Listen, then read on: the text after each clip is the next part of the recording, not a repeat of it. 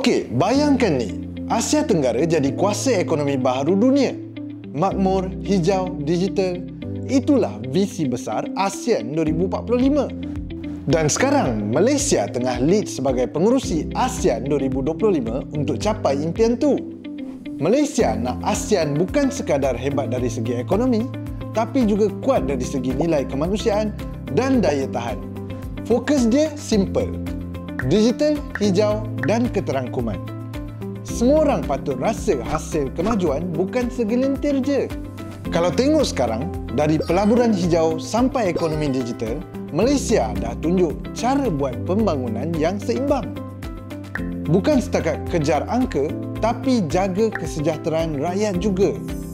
Lepas tu ada inisiatif macam Malaysia Digital Free Trade Zone. Dua benda ni bantu ASEAN bersaing dalam dunia AI, fintech dan e-dagang. Kita bukan ikut trend, kita cipta trend sendiri. Dasar macam National Energy Transition Map dan ekonomi madani pun tunjuk Malaysia betul-betul serius dengan tenaga bersih dan pembangunan mampan. Bila Malaysia mula langkah hijau, ASEAN pun gerak sama. Malaysia ni orang panggil bridge builder. Suara yang tenang tapi dihormati. Dalam dunia penuh kuasa besar, Malaysia bantu ASEAN kekal neutral dan bersatu. Dan paling best, anak muda pun main peranan besar.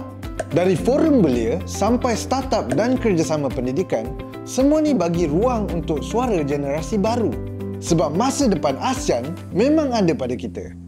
Sebagai tuan rumah ASEAN 2025, Malaysia bukan sekadar jadi pengurus acara, tapi pemimpin yang ada visi. Kita nak ASEAN terus bangkit sebagai kuasa baru Asia dengan Malaysia di tengah-tengah kebangkitan tu.